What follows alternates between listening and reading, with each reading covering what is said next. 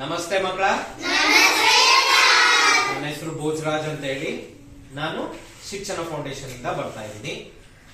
ಈಗ ನಾನು ನಮ್ಮ ಪ್ರೋಗ್ರಾಮ್ ಬಗ್ಗೆ ಎಕ್ಸ್ಪ್ಲೇನ್ ಮಾಡ್ತೀನಿ. ಈ ವರ್ಷದ ಹೊಸ ಪ್ರೋಗ್ರಾಮ್ ಬಗ್ಗೆ ಎಕ್ಸ್ಪ್ಲೇನ್ ಮಾಡ್ತೀನಿ. ಯಾವ್ದಪ್ಪ ಅಂತ ಹೇಳಿದ್ರೆ SSAP ಅಂತ ಹೇಳಿ. SSAP ಇದನ್ನ SSAP ಅಂತಾನೂ ಕರೀತಾರೆ, SSAP ಅಂತಾನೂ ಕರೀತಾರೆ. ಏನಪ್ಪ SSAP ಅಂತ ಹೇಳಿದ್ರೆ ಶಿಕ್ಷಣ ಸ್ಟೆಮ್ ಅವೇರ್ನೆಸ್ ಪ್ರೋಗ್ರಾಮ್. ಶಿಕ್ಷಣ ಸ್ಟೆಮ್ ಅವೇರ್ನೆಸ್ ಪ್ರೋಗ್ರಾಮ್. ಇದರಲ್ಲಿ ಬಹು ಮುಖ್ಯವಾದಂತ ಯಾವ್ದು ಸ್ಟೆಮ್. ಸ್ಟೆಮ್ ಏನಪ್ಪ ಸ್ಟೆಮ್ ಅಂತ ಹೇಳಿದ್ರೆ ಇದು ಕೆಲವೊಂದು ಸಬ್ಜೆಕ್ಟ್ ಗಳನ್ನ ರಿಫ್ಲೆಕ್ಟ್ ಮಾಡುತ್ತೆ. ಇದು ಕೆಲವೊಂದು ಸಬ್ಜೆಕ್ಟ್ ಗಳನ್ನ ರಿಫ್ಲೆಕ್ಟ್ ಮಾಡುತ್ತೆ. ಯಾವ ಸಬ್ಜೆಕ್ಟ್ ಅಂತ ಹೇಳಿದ್ರೆ science, technology, engineering, maths. Science, technology, engineering and mathematics. ಸರಿನಾ? ಈಗ ಸೈನ್ಸ್ ಅಂತ ಬಂದ್ರೆ ನಮ್ಗೆ ಸೈನ್ಸ್ ಅಲ್ಲಿ ಏನಂತ ಗೊತ್ತು? What is science? ಉದಾಹರಣೆಗೆ ಈಗ ನಾವು ಪಠ್ಯ ಪುಸ್ತಕ ಸೈನ್ಸ್ ಪಠ್ಯ ಪುಸ್ತಕಗಳನ್ನ ತೆಗೆದ ತಕ್ಷಣ ನಮ್ಗೆ ಏನ್ ಕಾಣುತ್ತೆ? ಚಿತ್ರ. ಕೆಲವೊಂದು ಚಿತ್ರಗಳು ಕಾಣುತ್ತೆ.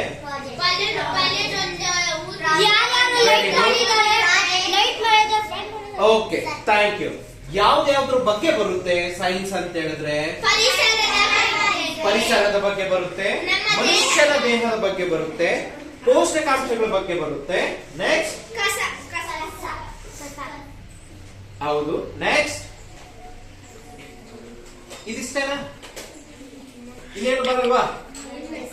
ಬರುತ್ತೆ. ಸೈನ್ಸ್ ಎಕ್ಸ್ಪೆರಿಮೆಂಟ್ಸ್ ಅಂತ ಕೇಳಿದೀರಾ? ಮಾಡಿದಿರಾ? ಎಕ್ಸ್ಪೆರಿಮೆಂಟ್ಸ್ ನ ಮಾಡಿದೀರಾ? ಸೊ ಈಗ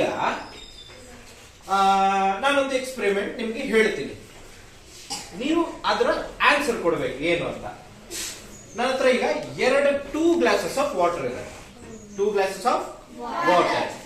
ನಾನು ಒಂದು ಗ್ಲಾಸ್ ಅಲ್ಲಿ ಉಪ್ಪನ್ನ ಹಾಕ್ತೀನಿ, ಒಂದು ಗ್ಲಾಸ್ ಅಲ್ಲಿ ಉಪ್ಪನ್ನ ಹಾಕ್ತೀನಿ, ಇನ್ನೊಂದು ಗ್ಲಾಸ್ ಅಲ್ಲಿ ಉಪ್ಪು ಹಾಕದೆ ಹಾಗೆ ಬಿಡ್ತೀನಿ.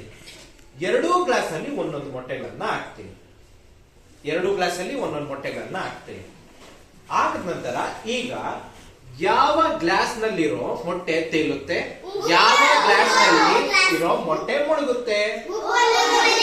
ತೇಲುತ್ತೆ, ಮುಳುಗುತ್ತೆ. ಹೌದಲ್ವಾ? ಸೊ ಇದೆಲ್ಲ science experiments. Science experiment. Next technology. Technology ಅಂದ್ರೆ ಏನು? ವಾಟ್ ಇಸ್ ಟೆಕ್ನಾಲಜಿ ಅಂತ ಅಂದ್ರೆ ಈಗ ನಾವು ವಿದ್ಯುತ್ತಿಂದ ಯಾವ ವಸ್ತುಗಳನ್ನ ಬಳಸ್ತಿದ್ದೀವೋ ಅದನ್ನ ಟೆಕ್ನಾಲಜಿ ಅಂತಾರೆ. ಉದಾಹರಣೆಗೆ ನಮ್ಮ smart phones, mobile phones, computer, laptop, TV, washing machine, refrigerators. So ಇದೆಲ್ಲ ಬಂದು ಟೆಕ್ನಾಲಜಿ. ಅದಲ್ವೋ? Next engineering. ಇಂಜಿನಿಯರಿಂಗ್ ಅಂದ್ರೆ ಏನು ಅಂತ ಹೇಳ್ತೀನಿ. ಈಗ ಇಂಜಿನಿಯರಿಂಗ್ ಅಂದ್ರೆ ಏನು? ಇಂಜಿನಿಯರ್ಸ್ ಅಂದ್ರೆ ಯಾರು? Very good. Okay, good. ಈಗ ನಮ್ಗೊಂದು ಬಿಲ್ಡಿಂಗ್ ಬೇಕು ಅಂತ ಹೇಳಿದ್ರೆ ಆ ಬಿಲ್ಡಿಂಗ್ ಗೆ ಒಂದು ಪ್ಲಾನ್ ಅನ್ನ ಹಾಕ್ತಾರೆ. ಒಂದು ಪ್ಲಾನ್ ಅನ್ನ ಹಾಕ್ತಾರೆ. ಯಾರು? ಇಂಜಿನಿಯರ್ಸ್.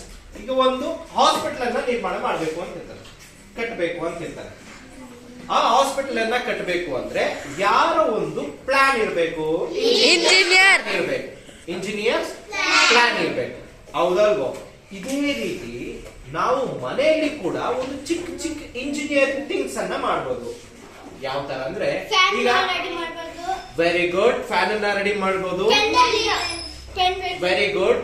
ಈಗ ಮನೆಯಲ್ಲಿ ನಲ್ಲಿಗಳಿದೆಯಾ? ಮುರ್ದಿರೋ ನಲ್ಲಿಗಳನ್ನ ಮತ್ತೆ ರೆಡಿ ಮಾಡಬಹುದಾ? ಅದಕ್ಕೆ ಬಟ್ಟೆ ಸುತ್ತೋದಾಗ್ಲಿ ನಾವೇನ್ ಮಾಡ್ತೀರಿ, ಈಗ ಟೈರ್ ಟ್ಯೂಬ್ ಅನ್ನ ಸುತ್ತೀರಿ. ಈಗ ನಲ್ಲಿ ಏನಾದ್ರೂ ಮುರಿದಿದ್ರೆ ಟೈರ್ ಟ್ಯೂಬ್ ಅನ್ನ ಸುತ್ತೀರಿ, ಗೊತ್ತಾ? ಸೊ ಈ ತರ ಒಂದು ಚಿಕ್ಕ ಇಂಜಿನಿಯರ್ ಥಿಂಗ್ಸ್ ನಾವೇ ಮಾಡ್ಕೋಬಹುದಾ? Next mathematics. ನಾವು ನೋಡಿದಾಗೆ FLN ಅಲ್ಲಿ ಹೇಳಿದಾಗೆ ಮ್ಯಾಥಮೆಟಿಕ್ಸ್ ಅಂದ್ರೆ ಏನೇನ್ ಬರ್ತದೆ? ಕೂಡೋದು, ಕಳಿಯೋದು, ಗುಣಾಕಾರ, ಭಾಗಾಕಾರ. Very good. ಇದು ಸಂಕಲನ, ವ್ಯವಕಲನ ಇವ ಬರ್ತದೆ. ಓಕೆನಾ? ಆದ್ರೆ ಸ್ಟೆಮ್ ಅಲ್ಲಿ ಮ್ಯಾಥಮೆಟಿಕ್ಸ್ ಬಂದಿದೆ ಅಂದ್ರೆ ಇದ್ರೇನು? ಹೇಳಿ.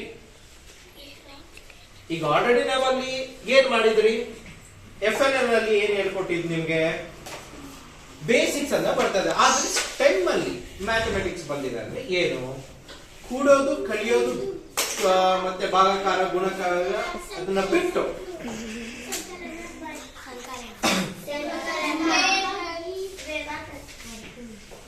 Tricky questions. ಮ್ಯಾಥ್ಸ್ ಅಲ್ಲಿ ಕೆಲವೊಂದು ಟ್ರಿಕ್ಕಿ ಕ್ವಶನ್ಸ್ ಅಂತ ಇರುತ್ತೆ. ಟ್ರಿಕ್ಕಿ ಕ್ವಶನ್ಸ್ ಉದಾಹರಣೆಗೆ ಹೇಳ್ತೀನಿ, ಕೇಳಿಸ್ಕೊಳ್ಳಿ.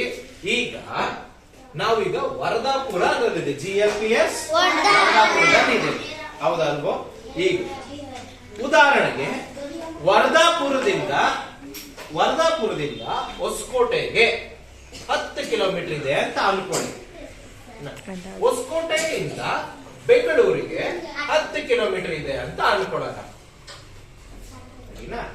ಬೆಂಗಳೂರಿಂದ ಮೈಸೂರಿಗೆ 10 ಕಿಲೋಮೀಟರ್ ಇದೆ ಅಂತ ಅನ್ಕೊಳ್ಳೋಣ. ವರದಾಪುರದಿಂದ ಹೊಸಕೋಟೆಗೆ 20 ನಿಮಿಷದಲ್ಲಿ ಹೋಗ್ಬೋದು ಅಂದ್ರೆ ಹೊಸಕೋಟೆಯಿಂದ ಬೆಂಗಳೂರಿಗೆ, ಬೆಂಗಳೂರಿಗಿಂತ ಮೈಸೂರಿಗೆ ಎಷ್ಟು ನಿಮಿಷದಲ್ಲಿ ಹೋಗ್ಬೋದು? ಒಟ್ಟು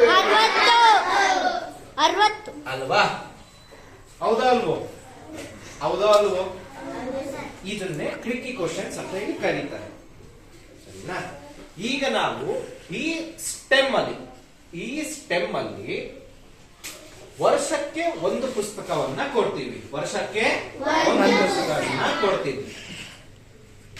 ಆ ಒಂದು ಪುಸ್ತಕದಲ್ಲಿ ಏನಿರುತ್ತೆ ಅಂದ್ರೆ 32 ಚಟುವಟಿಕೆಗಳಿರ್ತದೆ. ನೀವು ಅದನ್ನ ವಾರಕ್ಕೆ